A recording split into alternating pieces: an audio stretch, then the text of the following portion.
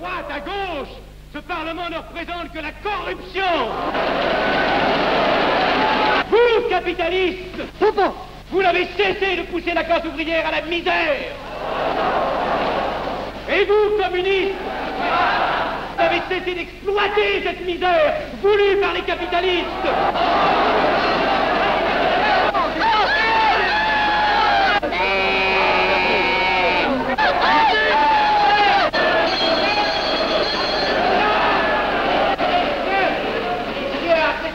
Et vous tous, parlementaires, désuets et périmés, n'insultez pas le parlementarisme.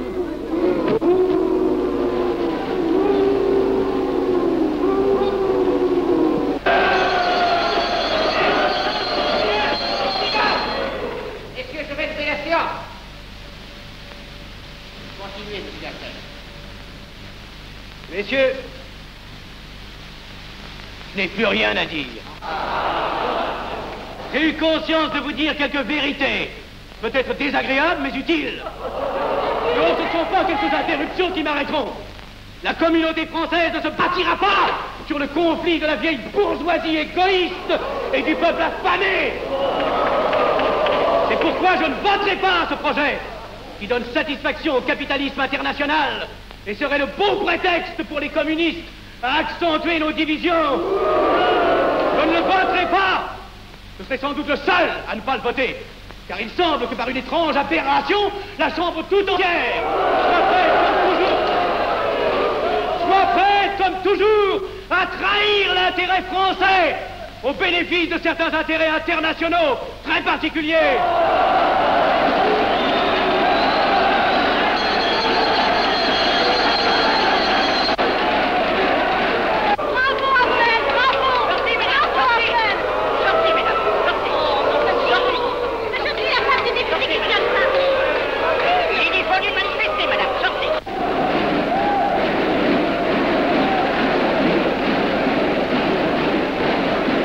Il a du courage, ce petit Afnel.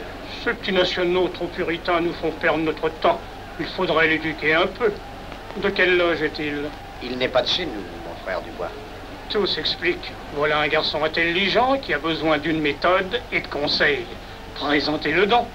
Il est sensible, il faudra procéder avec précaution. Envoyez-lui la rivière, il saura le persuader. J'y vais.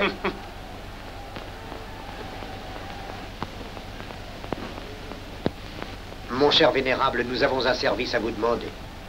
Enfin, dis donc, je vous suis tout dévoué. Le jeune Avenel qui vient de parler assez brillamment devrait subir les épreuves de l'initiation. La maçonnerie lui apporterait beaucoup et le disciplinerait. Ne croyez-vous pas? J'y pensais déjà. Nous allons nous en occuper activement. Alors, je suis brisé. Comment avez-vous trouvé mon discours? Excellent. Vous leur avez dit de fort bonnes vérités. Ouais, ça n'a pourtant servi à rien, ils ont voté le projet. Ça ne sert jamais à rien de dire la vérité. Les gens n'aiment pas la vérité. Ils préfèrent de bon coup les mensonges. Vous êtes cynique. Non. J'ai une certaine expérience politique, déjà ancienne. À propos, voulez-vous venir un peu avec moi? J'ai quelque chose à vous dire. Volontiers.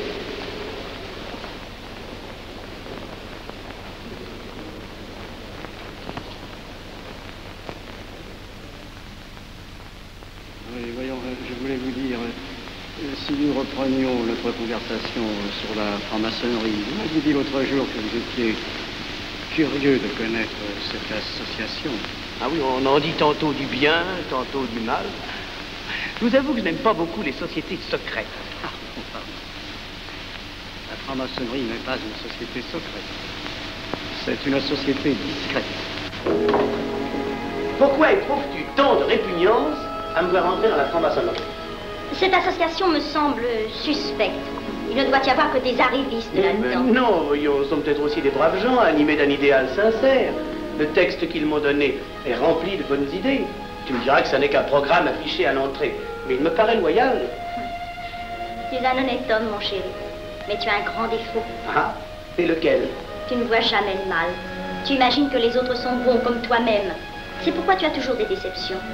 N'importe, je suis décidé à tenter cette expérience. Alors fais-la. Je souhaite me tromper. Quand vas-tu te présenter chez ces gens? Mercredi. Déjà.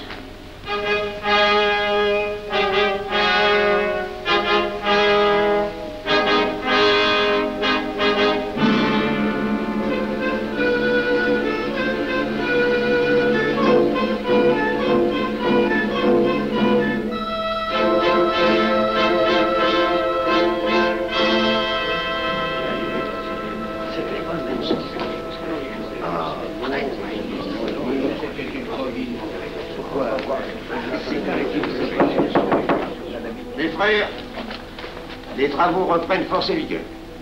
La tenue du comité a voté l'interrogatoire du profane Avenel. Nous allons lire les rapports confidentiels de nos enquêteurs. Pierre Avenel, né en 1902 à Laval, a fait sa première communion. Oh, mon frère, je vous en prie. Mais déclare ne pas pratiquer régulièrement. A même cessé de fréquenter l'église. Très bien.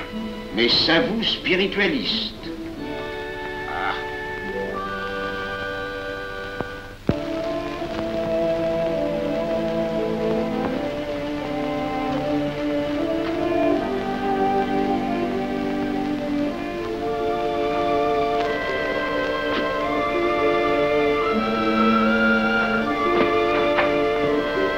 Monsieur, voulez-vous me suivre?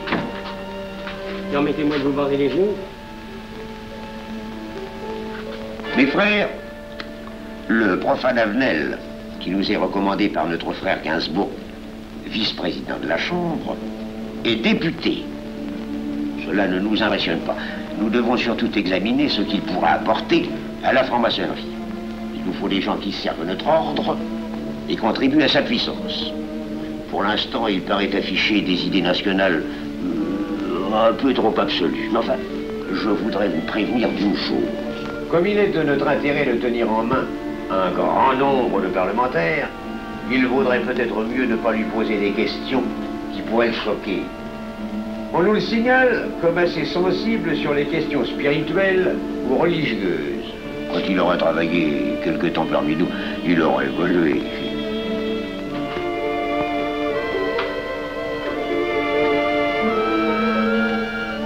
Et voilà, le silence le plus absolu, mes frères. Qui frappe ainsi régulièrement à la porte du temple? C'est un profane qui demande à être interrogé, vénérable maître. Faites entrer le profane.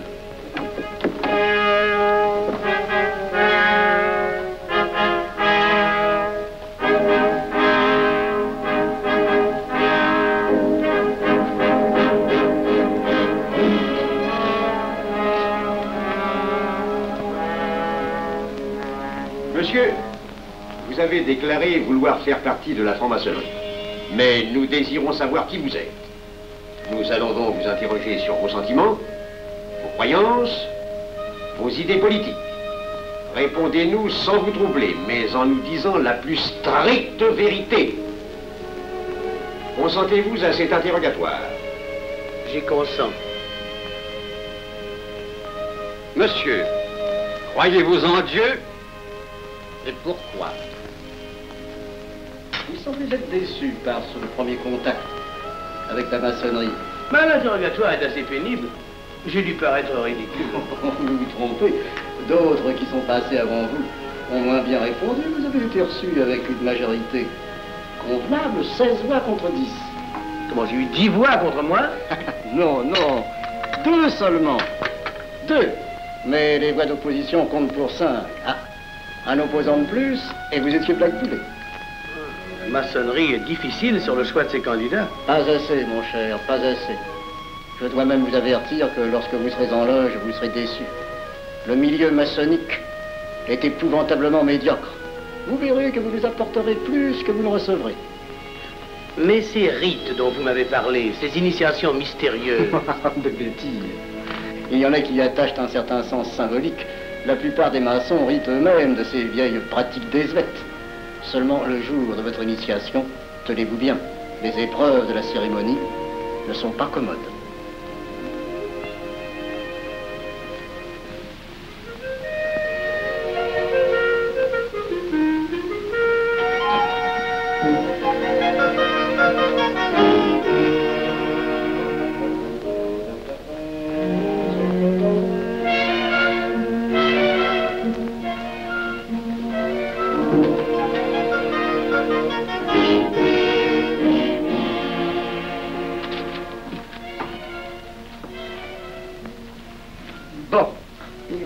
Montez à la buvette, là. On viendra vous chercher. Alors, mais c'est entendu, mon cher, je m'occupe de ton affaire. Tu peux compter sur moi. C'est très Mais c'est important. entendu. Excuse-moi, la tenue va commencer, je suis un peu en retard. Bien, bien.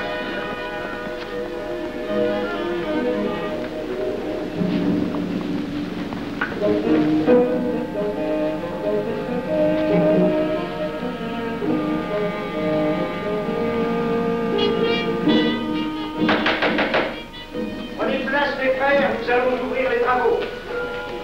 Mon frère Durand, veuillez prendre place à l'ordre.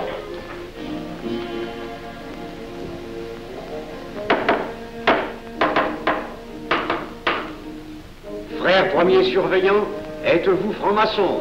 Mes frères me reconnaissent comme tel, vénérable maître. Frère second surveillant, quel âge avez-vous? 3 ans, vénérable maître. Frère premier surveillant, quel est le premier devoir d'un surveillant en loge? Vénérable maître, c'est de s'assurer que le temple est couvert. Veuillez vous en faire assurer par le frère couvreur.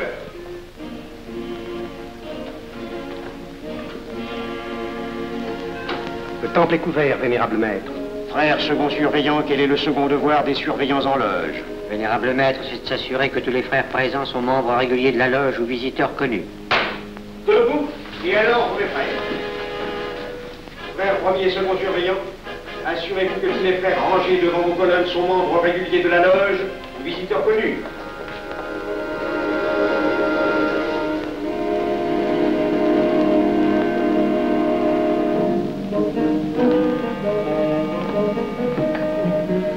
Vénérable maître, les frères qui décorent l'une et l'autre colonne sont membres réguliers de la loge ou visiteurs connus. Il en est de même à l'Orient. Frère premier surveillant, à quelle heure les francs-maçons opèrent-ils leurs travaux? À midi, vénérable maître. Quelle heure est-il, frère second surveillant? Il est midi, vénérable maître. Puisqu'il est l'heure du travail, frère premier et second surveillant, invitez les frères de vos colonnes à se joindre à vous et à moi pour ouvrir les travaux de la respectable loge des enfants de l'univers Orient de Paris, au grade d'apprenti, en la forme accoutumée. À moi, mes frères, par le signe, la triple batterie et l'acclamation.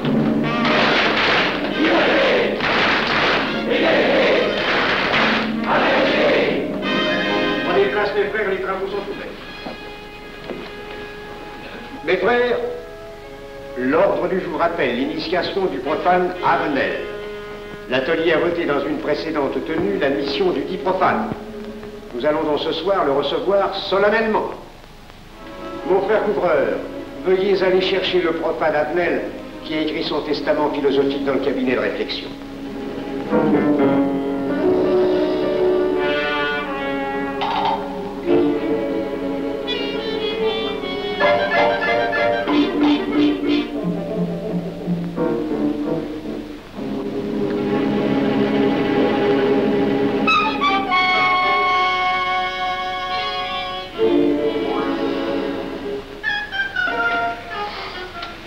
Rigolo leur truc. Monsieur, veuillez me suivre.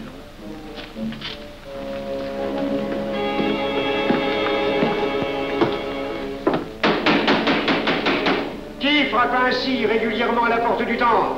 Vénérable maître, c'est un profane qui demande à être reçu maçon s'il en est jugé digne. Frères, armez-vous de vos glaives. Faites entrer le profane.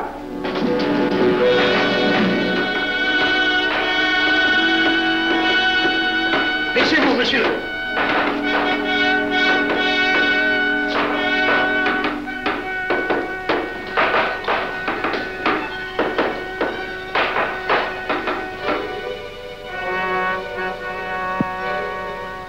Monsieur, cette épée que vous sentez sur votre poitrine est toujours levée pour punir le parjure.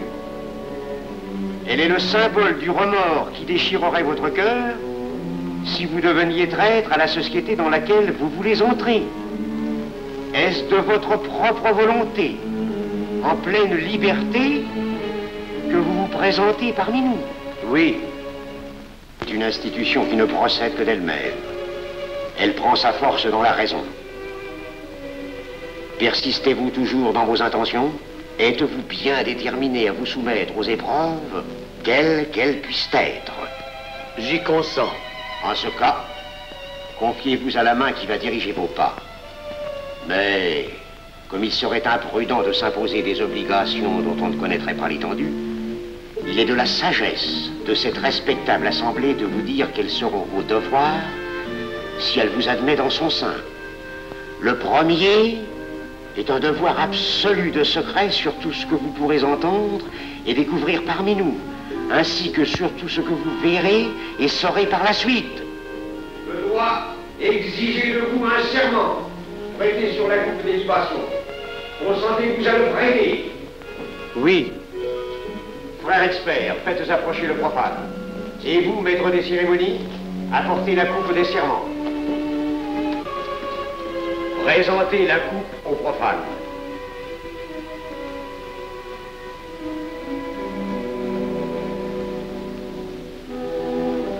Prononcez avec moi le serment. Je m'engage sur l'honneur, au silence le plus absolu, sur tous les genres d'épreuves qu'on pourra me faire subir. Je m'y engage. Vous devez connaître toute l'importance d'un serment. Si jamais vous manquiez à une parole aussi solennellement donnée, buvez. Buvez! Buvez! Que ce breuvage amer soit pour vous le symbole de l'amertume et du remords que laisserait dans votre cœur le parjure qui aurait souillé vos lèvres. Frère expert, emparez-vous du profane et faites-lui faire son premier voyage.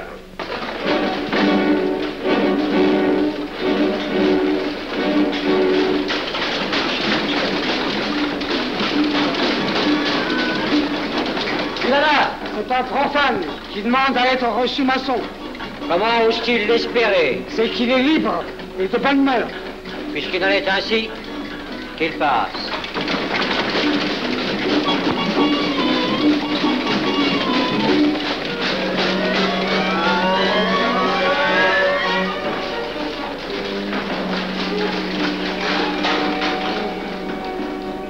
Monsieur, le voyage symbolique que vous venez de faire est l'emblème de la vie humaine.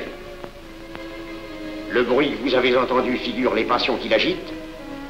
Les obstacles que vous avez rencontrés peignent les difficultés que l'homme éprouve et qu'il ne peut vaincre ou surmonter que grâce à l'aide qu'il trouve dans ses semblables. Frère expert, faites faire le deuxième voyage.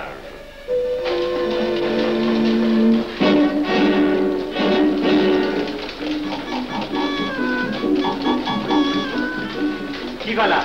C'est un profane qui demande à être reçu maçon. Comment ose-t-il l'espérer? C'est qu'il est libre et de bonne mœurs. Puisqu'il en est ainsi qu'il passe, et qu'il soit purifié par l'eau.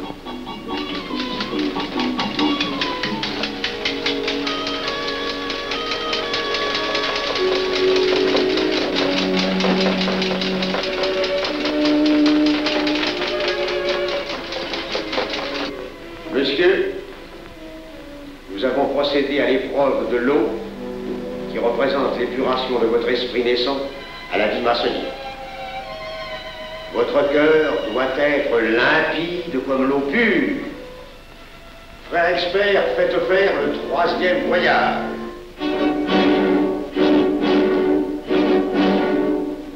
Qui va là? C'est un profane qui demande à être reçu maçon. Comment ose-t-il l'espérer? C'est qu'il est libre et de bonne mœurs.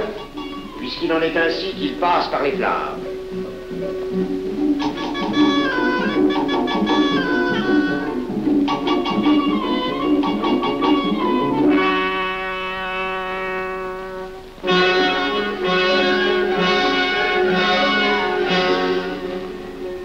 Monsieur, les flammes dont vous avez été environné ont achevé vos épreuves. L'ordre maçonnique dans lequel vous demandez à être admis pourra peut-être un jour exiger que vous versiez jusqu'à la dernière goutte de votre sang pour sa défense et celle de vos frères. Je vais maintenant vous faire prêter serment à la franc-maçonnerie. Frère expert, amenez le profane à l'autel. Mes frères, debout, à l'ordre et glaive aux mains.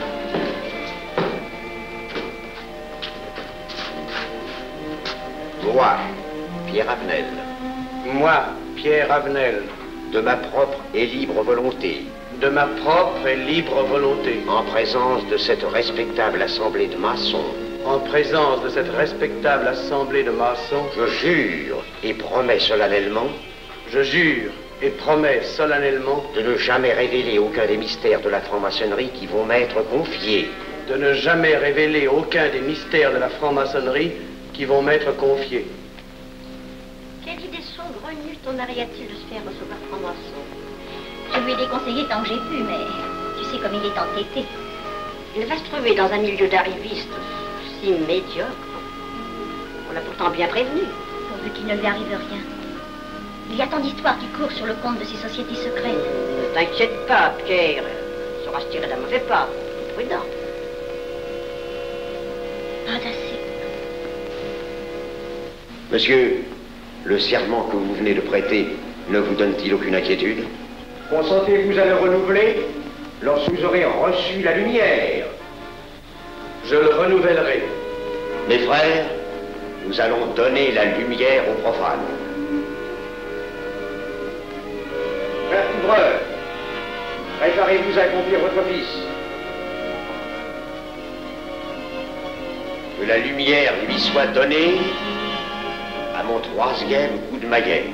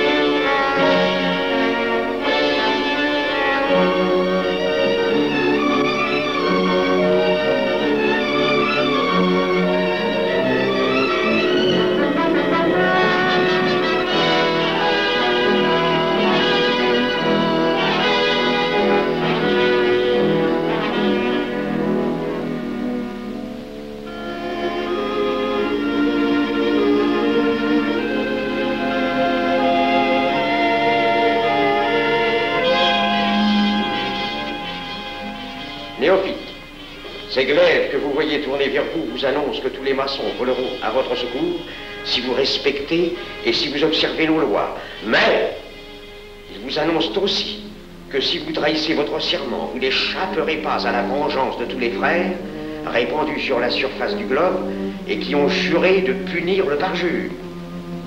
Le jurez-vous, mes frères? Nous le jurons.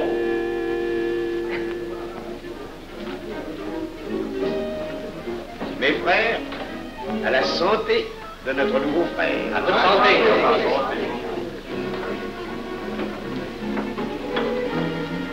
Mon très cher frère, qu'est-ce que vous pensez de cette soirée? Eh bien, c'est curieux. Cette cérémonie est très impressionnante. Mon cher frère, pourrais-je vous laisser ma carte au cas où vous auriez besoin de mes services? Je vends de tout. De la bonneterie, des chaussures, du savon à des prix invraisemblables. Tu permets, mon cher Lévi-Stein? Je t'en prie. Mon frère Avenel, nous allons bientôt vous mettre à contribution. Oui, un de nos amis de notre loge voudrait un bureau de tabac. Le Grand Orient est submergé de demandes en ce moment. Avec vous, ça ira peut-être un peu plus vite. Volontiers. Je vous remercie. Ah, dans quelque temps, je vous parlerai aussi d'une autre affaire. Depuis plusieurs années, j'ai droit à la Légion d'honneur. Je ne m'en suis jamais occupé, je n'ai pas voulu déranger nos amis pour ça, on leur demande déjà tellement de choses, n'est-ce pas? Vous m'aiderez? À votre service. Merci beaucoup. Alors, au revoir. Ah non, pas comme ça. Voyez-vous, des petits coups secs avec le pouce, là, comme ça. Pom, pom, pom. Essayez. Pom, pom, pom. Et ben voilà. Avec ce signal-là, on ouvre toutes les portes.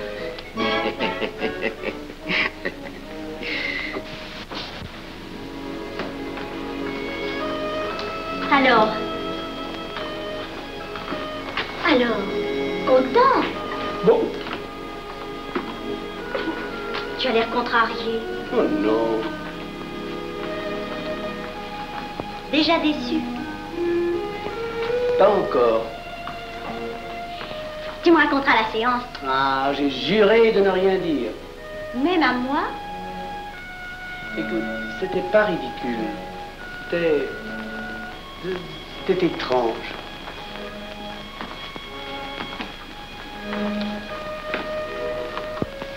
Mon chéri.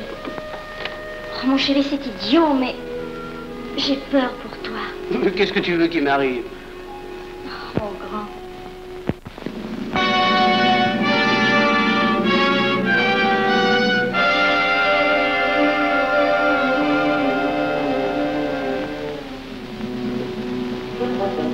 Mon très cher frère Avenel, vous êtes député. J'ai un service à vous demander. Lisez l'info, tous les détails sur la bureaucratie. Mon très cher frère, si vous pouviez m'obtenir cette place, vous me feriez plaisir. Mon cher, donnez donc un coup de téléphone au préfet, qu'il m'ôte cette contravention. Demandez la liberté, le scandale fascinateur. Mon très cher frère Avenel, j'ai besoin d'un bon témoin de moralité dans un procès. C'est un de nos frères qui passe en correctionnel. Il est bien un peu coupable, mais avec un peu d'appui. Et pour manifester cette solidarité maçonnique, je suis sûr que vous voudrez bien vivre. L'arrestation du banquier Charles Lévy. Le crime des banques coopératives. Un nouveau scandale financier. Il faut l'exclure, c'est une fripouille. Oui, évidemment, c'est une fripouille, mais puisque personne ne le sait, nous pouvons le garder parmi nous. Non! Mais je comprends très bien vos réactions, mon cher Arnel. Mais tenez, je vais vous citer un exemple. J'ai vécu pendant 20 ans en maçonnerie avec un frère que je considérais comme un escroc. Ben, je n'ai rien dit, parce que c'était un excellent maçon. Nous ne sommes pas du même avis.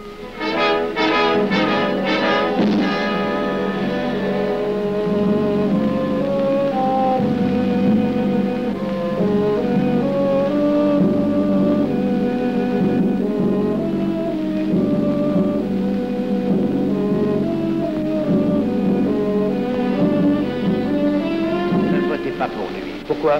C'est un adversaire de la maçonnerie. Et son projet est excellent. Qu'importe, il nous dessert. Vous n'avez pas l'air de mon ami. Non. Non, non et non, je ne ferai pas ce que vous voulez. Je vous demande de vous conformer à la discipline républicaine. La discipline républicaine et maçonnique. Je sais ce que c'est, allez, c'est une canaillerie.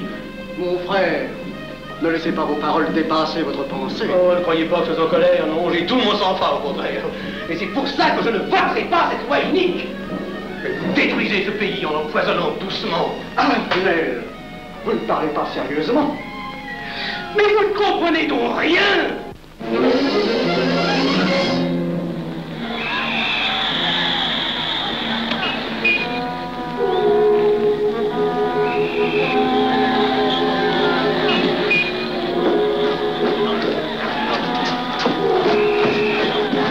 Que se passe-t-il? Regardez.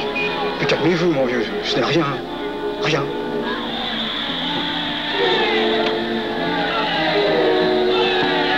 Que croyez-vous qu'on doit faire? Rien. Surtout rien. Pas de pareil cas, il faut attendre. Et croyez-moi, il n'y aura pas d'incident. Tous ces gens vont rentrer se coucher. Ils sont fatigués, la barque criée.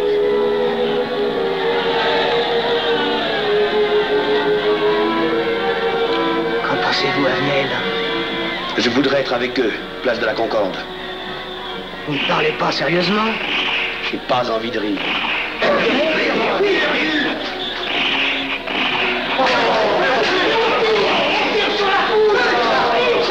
Il faut arrêter ça, oui. Ils sont tous. Il faut arrêter ça.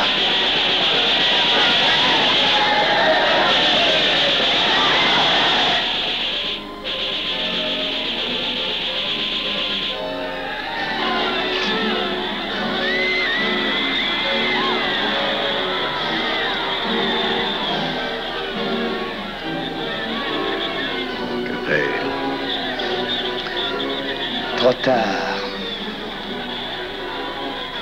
On tire encore. Au feu.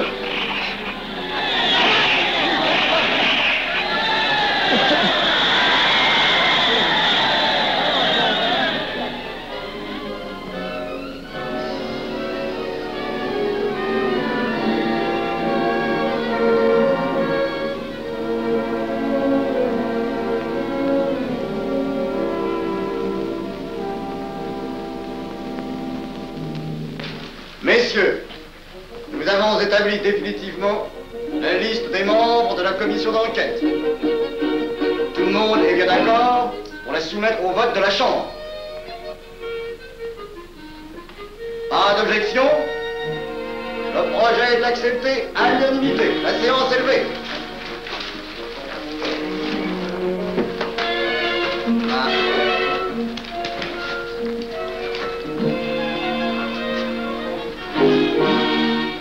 Vous pensez que ça va marcher? Je ne prévois pas d'opposition. Si cela est ainsi, nous risquons de nous en tirer. Je te le crois sincèrement. Nos frères députés nous attendent dans un salon voisin. Ils sont impatients de vous entendre. Bah allons-y. Arnel. À propos, cher ami, je vous ai mis d'office dans la commission d'enquête. Moi, pourquoi? C'est indispensable. J'ai besoin de vous. Venez avec nous.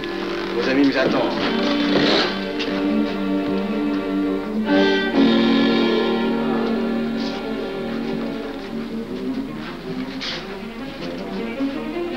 Mes frères, puisque nous sommes entre nous, je puis vous dire bien confidentiellement que nous allons traverser ces événements graves sans trop de dommages. La commission vient d'accepter tout à l'heure les listes que nous avons proposées pour la commission d'enquête. Beaucoup de nos adversaires en font partie, mais dans l'ensemble, les maçons sont encore en majorité. Rassurez-vous donc, ni la République ni la maçonnerie ne sont perdues. Elles ont traversé une crise grave. Elles sortiront renforcées de cette épreuve. Merci.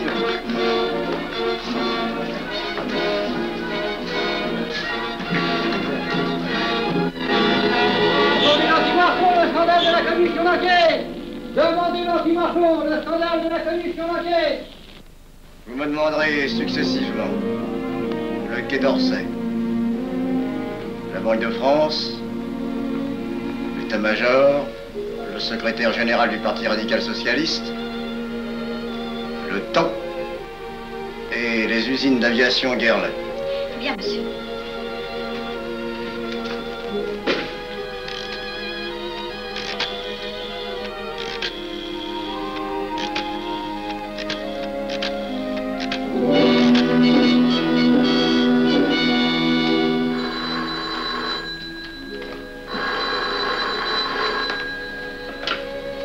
Allô, le chef de cabinet du ministre. Allô? Mais oui, passez-le moi. Lui-même, à vos ordres, mon très cher ami. Je ne peux rien vous dire par téléphone. Il pleut. Vous me comprenez? À merveille. Alertez tous nos amis à l'étranger. Qu'en aucun cas, on ne parle de nous. Silence. Compris. Allô, ici Général Maisonnat. À vos ordres, mon cher Larivière. Je compte sur vous, mon cher général, pour que l'armée ne varie pas politiquement. Elle doit rester divisée, avant tout. Ne craignez rien, j'ai déjà procédé à des changements importants. Tous les officiers suspects d'être contre nous ont été éloignés de Paris et séparés les uns des autres. Mes frères, il est indispensable de franchir cette mauvaise passe. Il ne faut pas trop de mouvement de bourse. N'est-ce pas, mon frère sous-gouverneur? Nous maintiendrons la monnaie. La presse de droite doit essayer d'attaquer la presse de gauche. Pendant quelque temps. Pour donner le change. C'est entendu.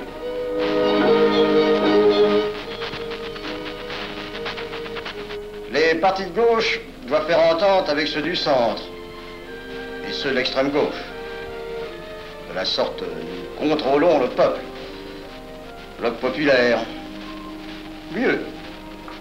Front populaire. Bien.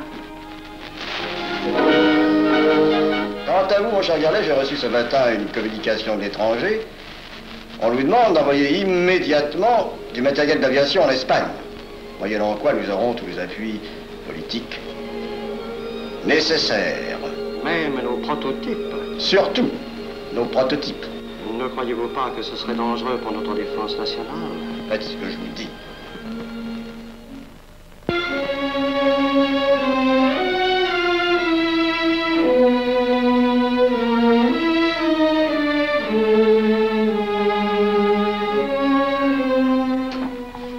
Monsieur Avenel, Faites entrer. Ah, bonjour, cher ami. Comment on va? bien, merci. Ah, je vous ai fait appeler. Que se passe-t-il? On ne vous voit plus. Vous le boudez? Oh non. Cigarette. Non, merci. Dites-moi, pourquoi avez-vous refusé de faire partie de la commission d'enquête? Oh, j'ai beaucoup de travail en ce moment et je fais déjà partie d'autres commissions. Avenel, répondez-moi franchement. Ce n'est pas parce que nous avons eu l'autre jour une petite discussion bien fraternelle? Eh bien, justement, si. Je voudrais vous parler de la franc-maçonnerie. Ah, mais bien, voyons, mais bien entendu. Asseyez-vous. Ah. Alors? Ah. Je vous écoute. Eh bien, voilà, vous avez été mon présentateur, je vous dois une explication. Je suis décidé à déposer ma démission.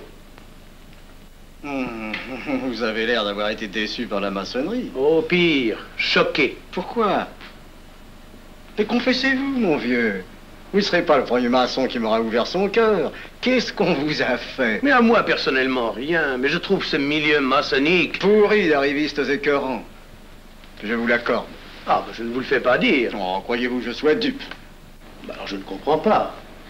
Tant de vertus affichées sur le programme à la porte. Tant de mystères à l'intérieur pour ne cacher que ces petites combines, ces appétits de comitard. Je m'attendais à trouver des hommes dévoués, sinon supérieurs. Au lieu de ça, je n'ai rencontré que des quémandeurs de bureaux de tabac ou de décoration, ou alors des fripouilles qui cherchaient à m'utiliser pour échapper à des condamnations. En dehors d'eux, des phraseurs, des sectaires ignorant tout, ne connaissant rien de l'histoire de leur pays, rien de l'histoire du monde, rien de la politique, rien de la philosophie, rien. Ah, des cerveaux vides, mais des dents longues et des langues folles. Et c'est cela qui gouverne la France. Quel grade avez-vous maintenant? J'ai été initié à la maîtrise il y a peu de temps. Eh bien, si vous avez le courage de vivre encore quelques années dans la médiocrité des ateliers bleus, vous passerez ensuite aux ateliers supérieurs. C'est mieux? C'est autre chose. Voyons, vous êtes 33e, n'est-ce pas? C'est le grade le plus haut dans la maçonnerie. Mon petit Avenel, je vais vous révéler, quoique je ne le doive pas, ces fameux secrets maçonniques dont on fait tant de mystères. En maçonnerie, on cache tout aux petites gens. En bas, vous ne savez rien. En haut, vous commencez à voir un peu plus clair dans le jeu mondial. Moi-même, je ne suis pas totalement éclairé sur les intentions des dirigeants de notre ordre. Et quand je dis dirigeants, je me trompe. Il n'y a pas de chef chez nous. Il n'y a que des exécutants. Je suis un pion sur un échiquier, j'accomplis une fonction. Je reçois des messages. J'obéis. Je transmets. J'agis. Mais qui dirige? Personne. C'est beaucoup plus compliqué et simple en même temps qu'on ne pense. Qu'est-ce que la maçonnerie? Des groupes d'hommes qui se sont réunis aux quatre coins de l'univers pour enserrer le monde dans un réseau aux mailles infranchissables. Nous sommes 50 000 en France, 500 000 en Angleterre, 3 millions en Amérique, c'est peu. Mais c'est énorme, parce que nous formons un bloc uni d'une seule volonté. Nous rayonnons partout, nous commandons partout. Ici, 300 parlementaires sont francs-maçons. En Angleterre, le roi fait partie de notre ordre. Aux États-Unis, le président est 32e. Il n'y a pas un pays où nous n'ayons nos appuis secrets, nos hommes, nos banques, nos groupes dévoués. Et ceci n'est rien. Je ne vous montre là de la maçonnerie que la puissance physique. Il y a peut-être autre chose. Mais quoi? Une doctrine supérieure. Une antique expérience des forces du monde qui nous permet de pousser les peuples tantôt vers la vie, tantôt vers la mort, quand il le faut. La mort? Je croyais la maçonnerie attachée à la paix. à une certaine paix. Notre paix. Sinon,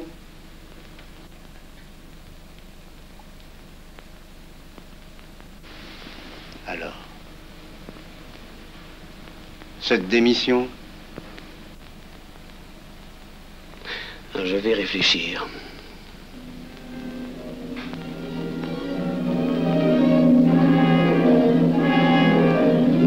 Alors, il n'y a qu'une solution, la guerre. Pour réussir à déclencher la guerre, la maçonnerie a besoin de tous ses hommes.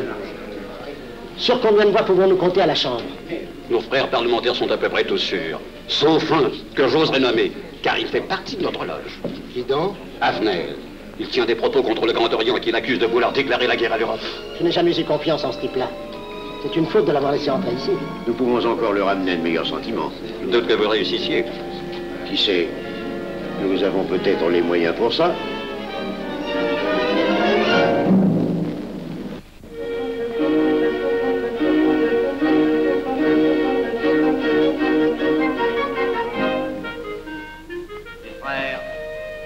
L'aviation allemande n'a pas d'appareil.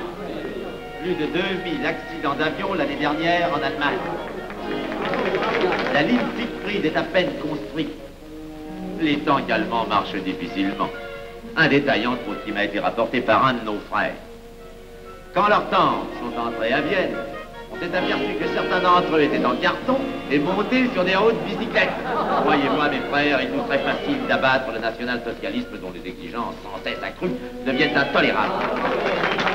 Et libérer ainsi nos frères réduisent à l'esclavage. Jamais nous n'avons été plus près. En 15 jours, nous réglerions le sort de l'Allemagne. Notre loi régirait l'Europe définitivement. Notre victoire est sûre. C'est faux. C'est faux. Silence. Ce que dit cet homme est faux. Mon frère, je vous rappelle alors, vous n'avez pas la parole. Je le sais. Je suis député et membre de la commission de la défense nationale. Je ne peux pas laisser se prolonger un discours aussi manifestement erroné. L'appréciation de monsieur... De notre frère, Liechtenstein. Oui, si vous voulez. Sur l'état de l'armée que possède l'Allemagne sont des mensonges. Et ajouter foi serait de la stupidité. Mais pourquoi vouloir une guerre entre l'Allemagne et la France? Mon frère, vous n'avez pas la parole. Peu m'importe. Mais je tiens à dire qu'aucun motif réel de conflit ne peut être invoqué. Vous le direz tout à l'heure, après l'exposé de notre frère. Non, je la dirai immédiatement, avant d'entendre des stupidités bellicistes. Oh. Mais vous tous, maçons, vous poussez à la guerre.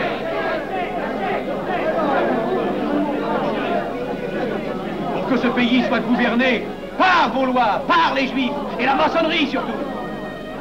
Le peuple français ne se battra pas pour défendre une idéologie fumeuse, un régime ignoble, une république pourrie.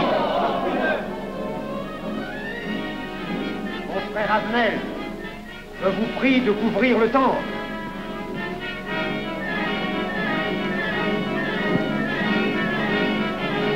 Vous êtes tous des menteurs et des faussaires. Tout chez vous n'est qu'une sinistre comédie.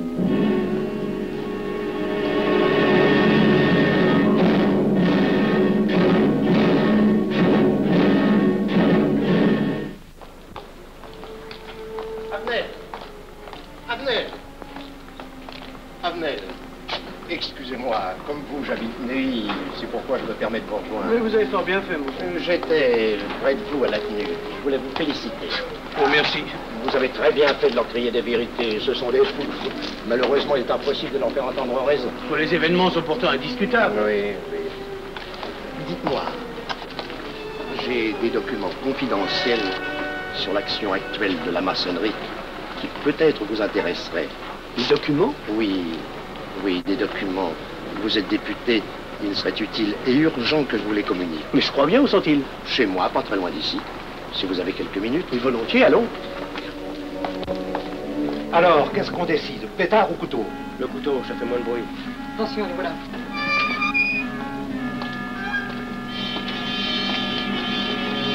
Un instant, je vais voir si quelqu'un...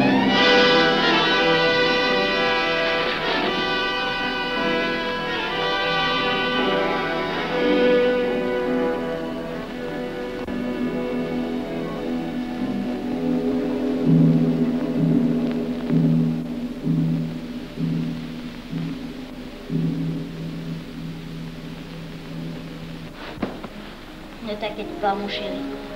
Tu guériras vite. Le docteur a dit maintenant que tu étais sauvé, à condition d'être sage.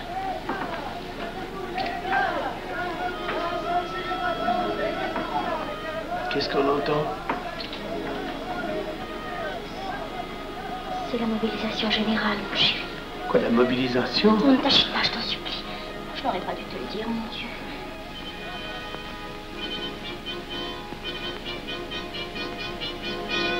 T'en fais pas, mon chéri. Tu reviendras vite.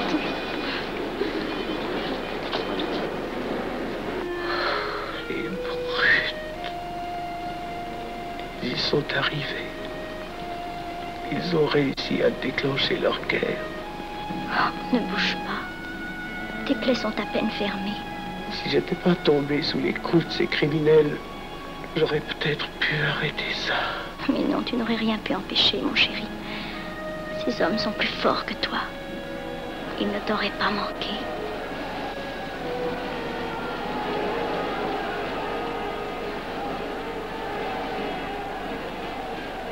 Qu'est-ce que c'est?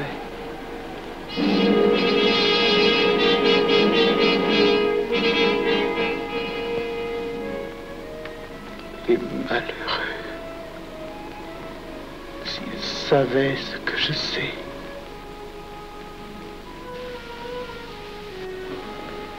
Mes frères, nous pouvons affirmer en toute sérénité que la franc-maçonnerie universelle a présentement atteint son but. Cette guerre qui est la nôtre est déclarée. Elle doit aboutir au triomphe de notre ordre. Il importe que le monde soit définitivement gouverné selon nos méthodes et par nos idées. Debout et alors. Frère premier surveillant, à quelle heure ferme-t-on les travaux? À minuit, vénérable maître. Quelle heure est-il, frère second surveillant? Minuit, vénérable maître. Puisqu'il est minuit et que nous avons accompli notre œuvre, je déclare les travaux clos à mon coup de maillet. Retirons-nous en paix, mes frères, sous la loi du silence.